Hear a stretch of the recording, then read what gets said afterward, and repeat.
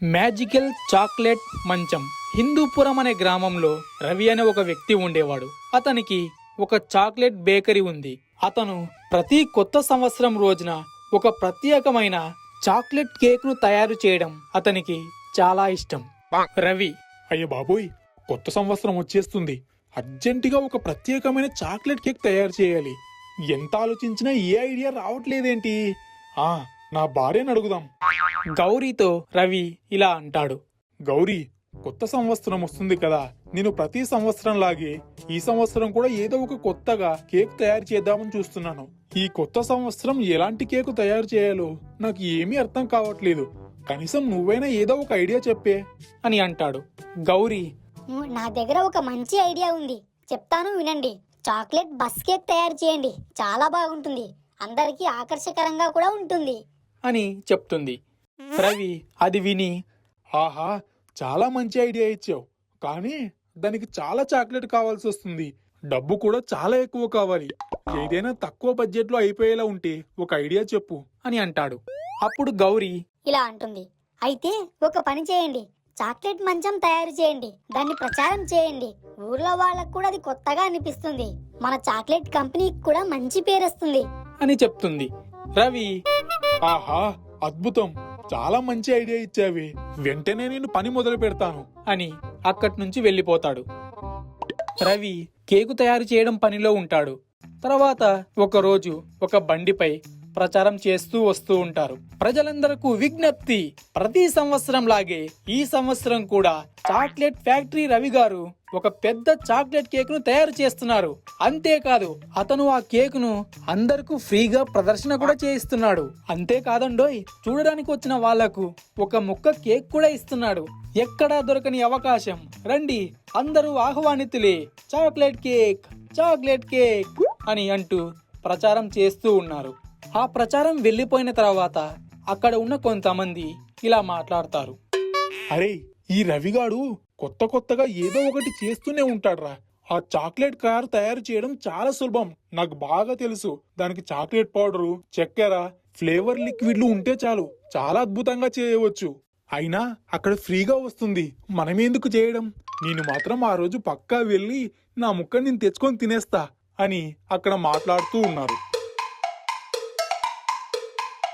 తర్వాత అక్కడే ఒక చెట్టు కింద రఘు, రమణి అనే ఇద్దరు ప్రేమికులు మాట్లాడుకుంటూ ఉన్నారు.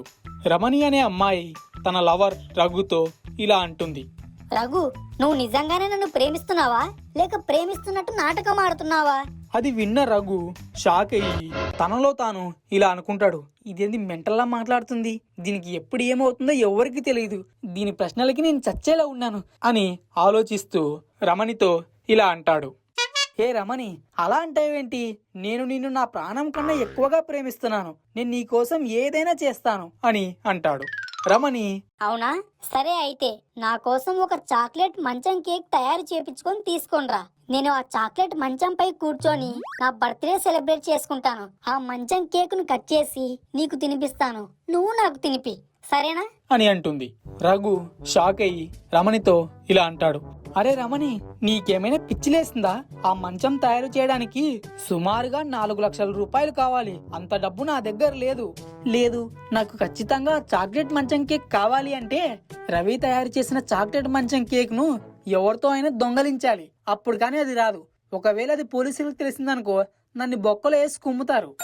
చీ, నీ లవర్ కోసం ఆ చాక్లెట్ మంచం కూడా తీసుకురాలేవా? అలాంటప్పుడు నీకెందుకు లవర్? వెళ్ళిపో, నీ దారి నీది, నా దారి నాది.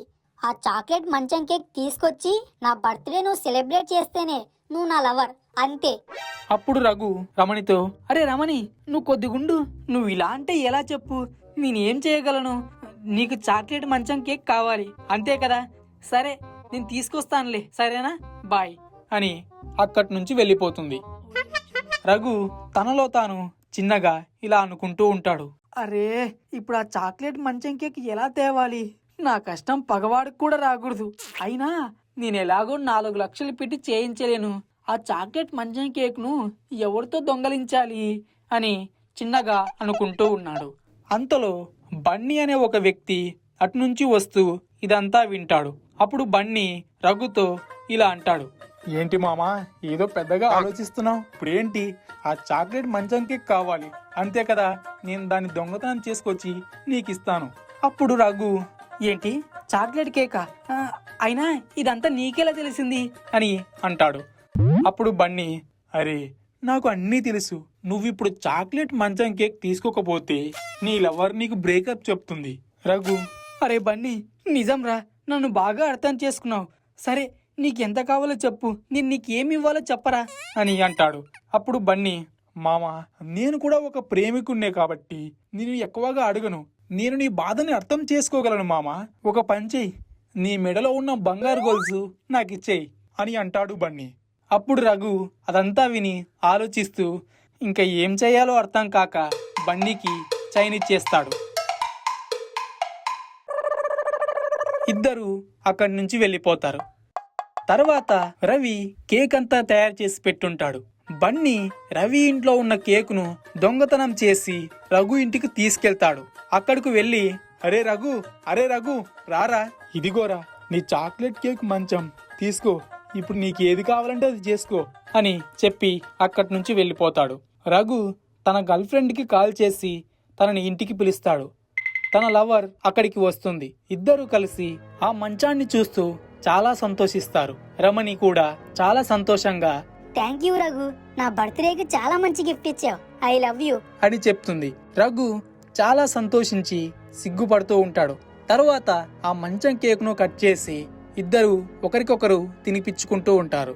ఇద్దరు చాలా సంతోషంగా బర్త్డే సెలబ్రేట్ చేసుకుంటారు. రవి ఉదయాన్నే లేచి ఆ కేక్ దగ్గరికి వెళ్ళి చూస్తాడు. అక్కడ చూసేసరికి కేక్ ఉండదు. అప్పుడు రవి బాధపడుతూ ఏడుస్తూ, అయ్యో భగవంతుడా, నా కేక్ ఎవరో దొంగలించారు అని బాధపడుతూ ఉంటాడు. అప్పుడు తన భార్య అదంతా చూసి, అయ్యో కేక్ దొంగలించారా, ఇప్పుడు ఎలా అండి? త్వరగా మళ్ళీ ఇంకో కేక్ తయారు చేద్దాం అని కుటుంబం అంతా కలిసి మళ్ళీ ఇంకో కేకును తయారు చేసి అందరికీ చూపిస్తారు. అక్కడికి వచ్చిన వాళ్ళలో ఒక బిజినెస్ మ్యాన్ ఆ కేకును చూసి, అరే చూడ్డానికి చాలా అద్భుతంగా ఉంది, చాలా బాగా చేశారు, ఈ మంచం కేకు చూడడానికి చాలా కొత్తగా ఉంది, ఆ కేకు దానిపై ఉన్న చాక్లెట్ చాలా ఆకర్షకరంగా ఉంది, ఈ నూతన సంవత్సరంలో ఇలాంటి కేకు తయారు చేయడం నాకు చాలా సంతోషంగా ఉంది రవి, నేను మీకు మంచి బహుమతి ఇస్తాను, మీకు ఒక కార్ గిఫ్ట్ గా ఇస్తున్నాను అని అంటాడు. రవి తన భార్య చాలా సంతోషిస్తారు. అప్పుడు అతను, సరే రవి ఆ కేకును కోసి ఇవ్వు, ఎలా ఉందో టేస్ట్ చూద్దాం అని చెప్తాడు. రవి ఆ కేకును కోసి అతనికి ఇస్తాడు. అతడు తిని, రవి కేకు కూడా చాలా బాగుంది, అద్భుతం, సూపర్ అని రవిని మెచ్చుకుంటాడు. ఇలా ఆ దంపతులిద్దరూ కొత్త సంవత్సరంలో ఒక ప్రత్యేకమైన కేకును తయారు చేసి అందరినీ ఆశ్చర్యపరిచారు. ఆ విధంగా వాళ్లకు ఒక మంచి బహుమతి కూడా వచ్చింది. ఇద్దరు చాలా సంతోషంగా ఉన్నారు.